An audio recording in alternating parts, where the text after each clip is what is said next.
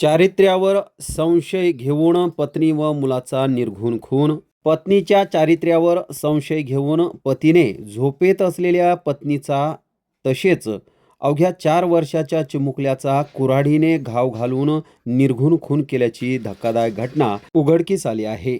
रविवारच्या रात्रीच्या 2 वाजेच्या सुमारास मेहकर शहरातील शिक्षक कॉलनीत ही घटना घडली. या घटनेत रुपाली राहुल म्हस्के वय वर्ष 30 व तिचा 4 वर्षाचा मुलगा रियांश राहुल म्हस्के याचा जागीच मृत्यू झाला. या प्रकरणी आरोपी पती राहुल हरी म्हस्के वय वर्ष 35 यांच्या विरुद्ध मेहकर पोलीस ठाण्यात गुन्हा दाखल करण्यात आला. मृत रुपालीचे वडील भास्कर शंकर वानखेडे यांनी दिलेल्या तक्रारीवरून ही कारवाई करण्यात आली. अवघ्या 4 वर्षाच्या निष्पाप रियांशचा कौटुंबिक कलहातून बळी गेल्याने मेहकर शहरात हळहळ व्यक्त केली जात आहे.